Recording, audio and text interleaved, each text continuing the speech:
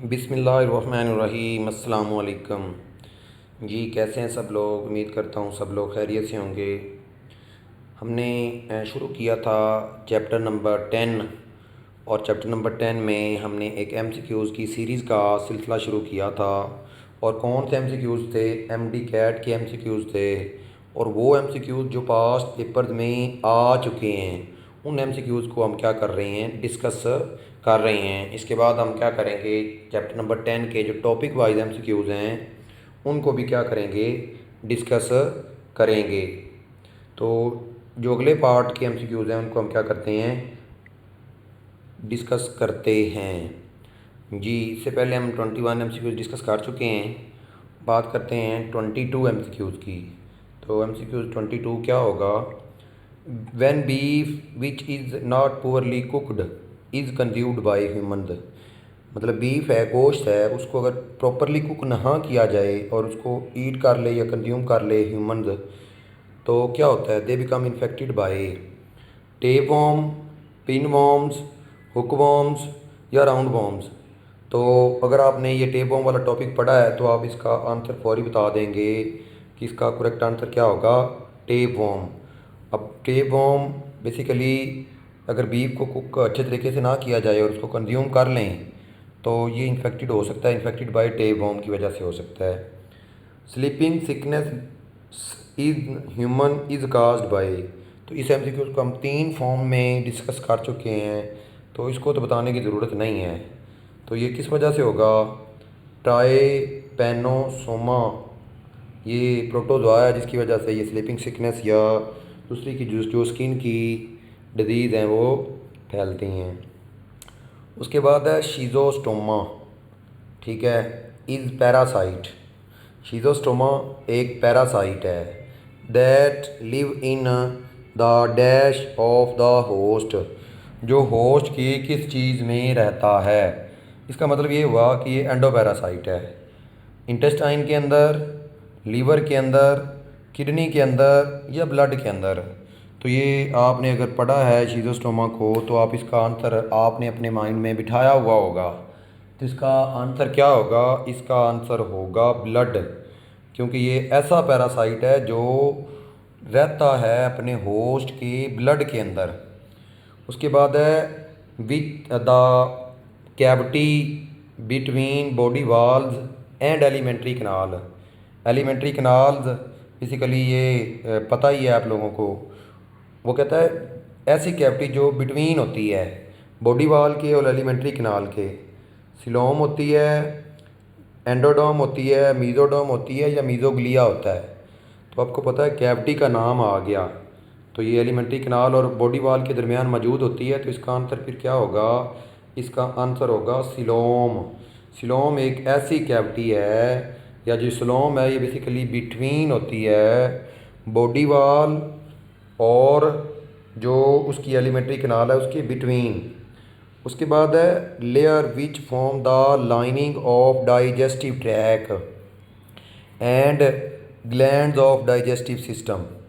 अब ये जो ग्लैंड्स ऑफ डाइजेस्टिव सिस्टम है इनको बनाने के लिए और डाइजेस्टिव ट्रैक की जो लाइनिंग है इसको बनाने के लिए कौन सी लेयर होती है? एक्टोडर्म, मीज़ोडर्म, एंडोडर्म या मीज़ोग्लिया। तो इसका करेक्ट आंसर फिर मैं वही बात करूँगा कि आपने एंडोडर्म, एक्टोडर्म और मीज़ोडर्म को अगर पढ़ा है ना कि ये क्या क्या बनाते हैं, तो इसका आंसर आपने अपने माइंड में सोचा हुआ होगा मेरे बताने से पहले। कौन सा आंसर है इसका? एंडोडर्म्स। इसके बाद एमसीक्यूज़ नंबर 27 को क्या करते हैं, डिस्कस करते हैं।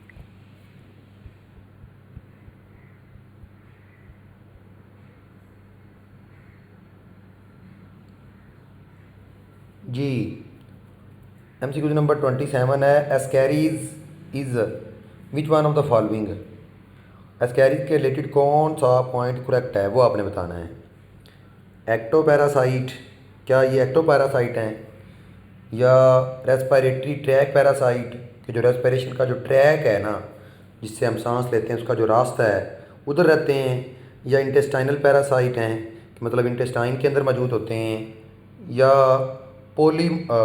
यूरोजेनिटल ट्रैक पैरासाइट हैं।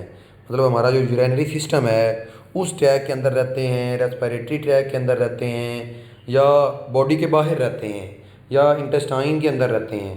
तो इसका अगर आपने एस्कैरी बुक वाली लाइन पढ़ेंगे ना तो उधर से इसका आंसर आपको मिल जाएगा कि जो एस्कैरीज है ये इंटेस्टाइनल पैरासाइट हैं। ये क्या हैं? इंटेस्टाइनल पैरासाइट हैं। उसके बाद है पोलीमॉर्फिज्म इज़ आ फीचर। पोलीमॉर्फिज्म एक फीचर है, एक खसूसियात है एग्जिबिटेड बाय मेंबर्स ऑफ। कौन सा ऐसा मेंबर है जिसके अंदर पोलीमॉर्फिज्म की फीचर मौजूद होती है? तो ए ऑप्शन है सिलेंट्रेटा, बी ऑप्शन है पोरीफिरा, सी ऑप्शन है आर्थ्रोपोडा और डी ऑप्शन है प्लेटीहेल्मिन्थिस। तो ये हम पहले भी डिस्कस कर चुके हैं, लेकिन उधर मैंने आंसर बताया था। इसमें कौन सा आंसर होगा? पोरीफिरा आपको पता है सिंपल ऑर्गेनिज्म है। आर्थ्रोपोडा के अंदर मोस्टली इंसेक्ट बिलोंग करते हैं तो उसके अंदर पोलीमॉर्फिज्म नहीं होती। प्लेटीहेल्मिन्थिस में फ्लैटवर्म्स आते हैं तो उनकी भी करेक्टर्स नहीं है। तो ये बेसिकली फीचर है नाइडेरिया की। तो नाइडेरिया को सिलेंट्रेट्स भी बोला जाता है। ये बात मैंने तब भी बताई थी और अब दोबारा फिर बता रहा हूँ, तो इसको आपने याद रख लेना है, बुक के ऊपर लिख लेना है। Which one of the following is the primary host of liver flukes. अब लीवर फ्लोक्स की बात हमने पहले भी डिस्कस कर चुके हैं कि ये पैरासाइट कौन सा है। अब वो कहता है ये इसका जो प्राइमरी होस्ट है वो कौन सा है?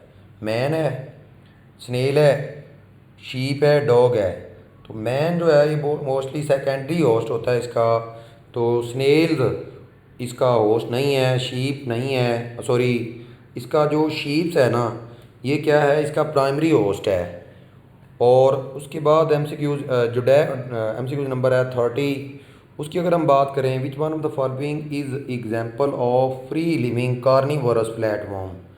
अब हो कार्निवोरस और हो भी फ्लैटवर्म्स, तो कौन सा ऐसा फ्री रहने वाला कार्निवोर है जो इनमें से कौन सा है जी? लीवर फ्लूक है, टेपवर्म है, डुगीशिया है, या शिजोस्टोमा है? तो लीवर फ्लूक्स जो है ये तो हो नहीं सकता, ठीक है, ये कार्निवोरस नहीं है, फ्रीली लिविंग नहीं है, टेपवर्म भी नहीं है, शिजोस्टोमा भी नहीं है ये। और इसका करेक्ट आंसर क्या होगा? डुगीशिया जो है इसका ये क्या होगा? करेक्ट आंसर होगा। इसके बाद एमसीक्यूज नंबर 31, अगर हम उसकी बात करें तो क्या होगा इसका answer? The source of staple food for man are plant which belong to family. Basically ये स्टेपल फूड जो है ना, ये सोर्स ऑफ स्टेपल फूड का जो सोर्स है मैन के लिए आर प्लांट्स, वो क्या हैं? प्लांट्स हैं। और वो कौन सी प्लांट की फैमिली है जिधर से ये स्टेपल फूड है ये बिलोंग करती है? मिमोसिया, रोजेसी, पोएसी या फेबिसिया। तो ये अब अगर आपने वो पढ़ा हुआ है तो इसका आंसर भी आपको पता होगा कि ये जो पोएसी फैमिली है ये एक ऐसी फैमिली है प्लांट की जो सोर्स है ना स्टेपल फूड का मैन के लिए, जो प्लांट की जो फैमिली है वो इस फैमिली से क्या करती है? बिलोंग करती है। इसके बाद वाली जो एमसीक्यूज़ हैं उसको वीडियो के अगले पार्ट में हम क्या करेंगे? डिस्कस करेंगे। अगर यहाँ तक किसी का कोई इशू है, कोई मसला है, कोई एमसीक्यूज़ की समझ नहीं लगी तो आप कमेंट सेक्शन में पूछ सकते हैं। अस्सलाम वालेकुम।